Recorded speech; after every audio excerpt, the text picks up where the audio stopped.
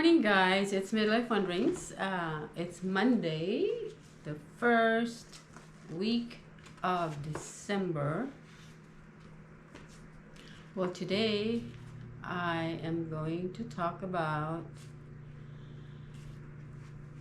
dual citizenship and application for delayed birth registration. When I had my two sons, I didn't know that I had to register their birth with the Philippine embassy here in America, so I really didn't do anything.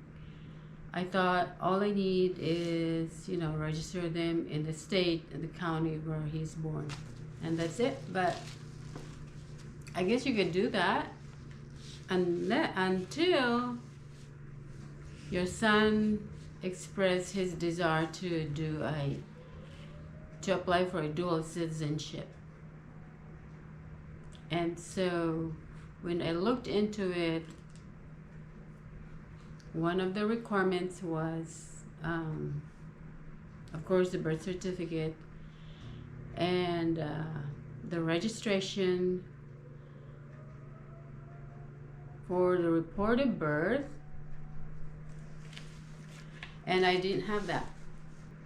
So I went to work, got into the Philippines Consulate website, and I found out that you do have to register the birth of your son if you are a Filipino citizen living in America. So you had to register the birth of your kids at the consulate, wherever region you are under. In our case, it's in Chicago. I printed out report of birth certificate that you can find at the website, the Philippines Consulate General website. So there is a report of birth forms there, and you fill it out. They need 4 originals. So what I did is I filled it out online. All the information that they need. Make sure you put in the state, the state, the city, the country, all that kind of stuff. And then have it notarized, all 4 original copies notarized. And so I did that, and along with the report of birth that you submit, you also need to make 4 copies of your child's birth certificate, 4 copies of your marriage license, 4 copies of your passport, unexpired passport, 4 copies of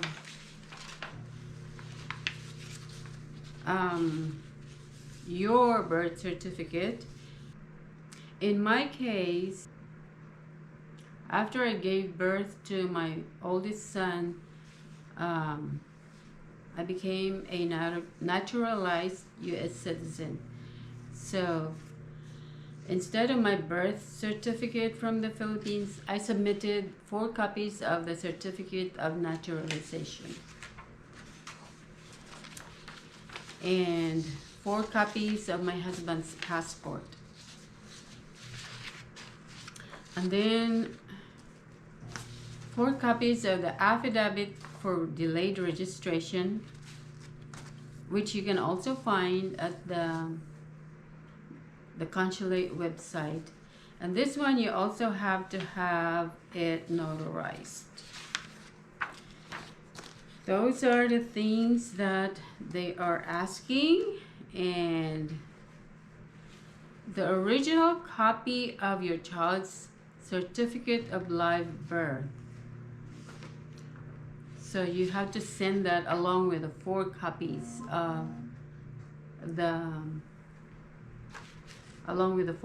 of these. So since his birth certificate has been apostilled, I went ahead and sent the whole thing. And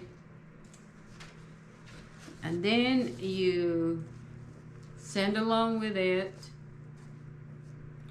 a money order or cashier's check for $25 made out to the Philippines Consulate General Office. And then you mail it along with a self-addressed stamped envelope. And let's see, so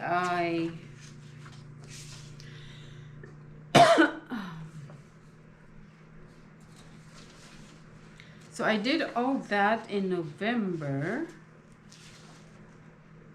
No, I did all that in October. So it took like 4-6 weeks. And then today I received his report of birth. Please be advised that after approximately 6 months, a duly recorded report will be available at the Philippine Statistics Authority, or PSA, and there's a website there. It's psa.gov.ph. It says, we encourage you to obtain original documents from the PSA which may be required for Philippine transactions, such as passport applications, pension claims, and others. Okay, this is from the Civil Registration Unit of the Philippine Consulate General in Chicago. So now I am going to send this to my son, and he can start applying for his dual citizenship whenever he wants to do it. So that's it, guys. I thought I'd share with you what you need to do to apply for a delayed birth certificate. Like I said, I didn't know that I have to register his birth to the Philippine Consulate General. So that would have been like 31 years ago. And it's still, you know, you can do that, I guess, however old your son is, if they want to. Our youngest son also expressed the desire to be a dual citizen.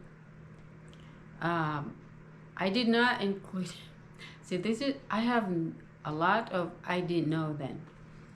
When I applied for my dual citizenship, I could have included him in my application, but I did not, which I should have done, and I won't have that problem. He would have been a dual citizen the same time I became a dual citizen. But anyway, I'm learning something new, and so today I'm going to start working on his delayed birth again. I don't know. I think I'm going to just say that he is my natural born, because this is what I did before, like last year. So I asked the Consulate General Office regarding children that are adopted. Okay, and all they're telling me is to go to the ICAB website, which is the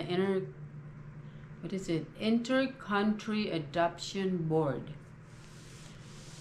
And when I went to the ICAB website, it looks like those are for Filipinos who are adopting Filipino kids in the Philippines. So it really doesn't apply to us.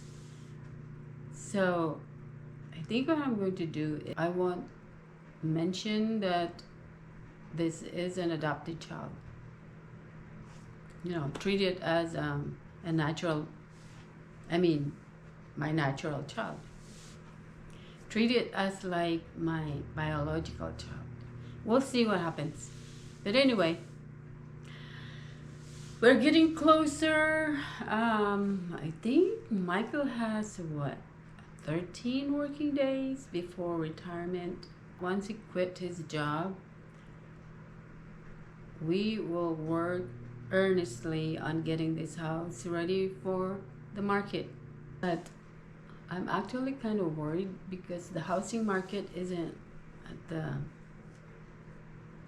optimal level, I'd say, because the high interest rates causes people to hold off. But I'm praying that the Lord will just, have someone ready to buy the house once we get it on the market. That's my attitude right now. Things are bleak here in America. It's actually worrisome. So I'm just hoping that we'll be able to sell the house and be ready to move when June comes.